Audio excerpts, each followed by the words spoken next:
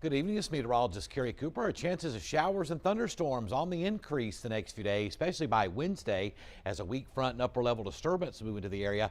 Notice the next 2 days look pretty active, at least an 80% coverage showers and thunderstorms, especially up in the lakes area. And those will tend to drag to the south a little bit as we head toward Wednesday.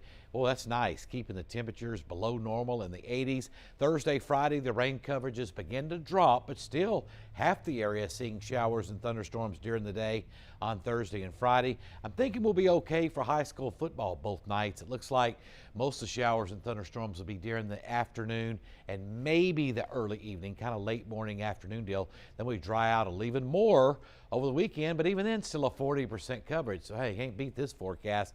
And temperatures finally back in the lower 90s coming up by the weekend. Now across the state, of course, the big weather news has been the flooding up in North Texas, around Dallas, Fort Worth earlier today. Some areas over a foot of rain.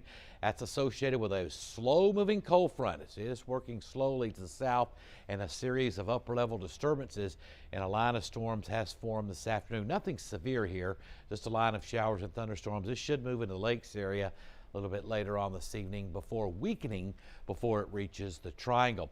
Now here's a look at rainfall estimates around the state. Pretty impressive east of Dallas. Had some major flooding there. That's along I-20 west of Tyler, just east of Dallas. Some areas over 13 inches of rain. So see how quick you can go from a drought to too much rain in just a few hours overnight. And this all being caused, remember the tropical disturbance that made landfall in Mexico past weekend? Well, that moisture was drawn up into North Texas, interacted with a front and upper level disturbance, and gave North Texas some historic flooding up there. Flood watches not for the lakes or triangle. Now that could change tomorrow. I wouldn't be surprised to see a flood watch in effect for the lakes area maybe for tomorrow afternoon into Wednesday, but flood watches for all of North and Central Texas. Finally some good rains for Austin and San Antonio coming up right now, and also for the next couple of days as that system works slowly on off to the south. And look at the tropical moisture we have in place, especially around Shreveport, Bossier City, back down into Central Texas. A deep tropical moisture, a front, daytime heating, upper level disturbances. You're asking for trouble as far as flooding rains go, and that's what happened this morning up in the Dallas-Fort Worth Metroplex. I don't think we'll see that kind of flooding here, but can't rule out some 2 to 4 inch rains over the next couple of days in some isolated spots, especially north of Interstate 10, as that weak front sags on down to the south and stalls between here and the lakes area the next couple of days. And even better news in the tropics, still watching that disturbance out in the far eastern Atlantic, working on off to the west, very disorganized. Still a little bit of dust out there as well, so that's great news. Now the Hurricane Center is giving this system a 30% chance of development through the models, taking it on off to the west and eventually west-northwest if it even survives. So that's great news there. 10% of development next 48 hours, 30 in the next 5 days. We'll see if that actually occurs or not. Right now, kind of thinking no. Now, Futurecast, what we're watching overnight tonight in the pre-dawn hours into Tuesday is thunderstorms approaching from the northwest. Of course, that's ahead of the weak front. Another upper level disturbance coming down by 9 p.m. tonight, still just outside of the viewing area from northern Tyler County back into Polk County.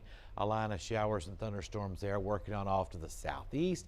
Notice how the line begins to weaken as it works into central Newton and Jasper counties, back over toward Votal and on into Liberty County. Still some pretty heavy storms in spots, but it looks like this will weaken, unfortunately, as we still could use the rain in parts of the triangle, believe it or not. There are still some areas that could actually use some rain, but notice by 5 a.m. system has really weakened. Now we'll see if this recharges throughout the morning hours tomorrow, and Futurecast right now saying not yet, but we still have several more computer model runs of this radar model to go through tonight. So that's good news, but some redevelopment throughout the day tomorrow. At least the temperature staying below normal. That's good news there. And then we'll have another very good chance of rain yet again on Wednesday. And eventually that front will wash out by the end of the week and the weekend. So Futurecast still pretty active tomorrow. We'll give it an 80% coverage for the triangle and the lakes area coming up in the afternoon. And by 7 o'clock tomorrow night, things quietening down. I think that's going to be the case at the end of the week too for high school football. I think most of the showers and storms will be in the late morning and afternoon, beginning to taper off before evening time. And the upper level disturbance shows up nicely. See the little dip in the winds here? Northerly, westerly, and then back to the west. That's a little disturbance there, a pretty stout disturbance tonight up to our north, and that is working on off to the southeast very slowly. So a series of upper level disturbances, the front, and we'll see showers and thunderstorms pretty likely coming up the next couple of days. Rainfall amounts anywhere from probably 2 to 4 inches. This could be a little bit underdone. In some areas it may not be, but in some areas we could see 2 to 4 inches of rain, especially up in the lakes area coming up overnight tonight and through Wednesday. So we'll be watching that. Your marine forecast, look for seas to run around 2 feet. Next high tide at 5:05 tomorrow morning. Now, lakes and triangle tonight, 70–80% coverage. Lakes area, you're probably going to see some showers and thunderstorms. I think the storms will weaken somewhat as they work into the triangle. But that 80% for the triangles, probably toward daybreak. Light south winds, lower to mid-70s for lows.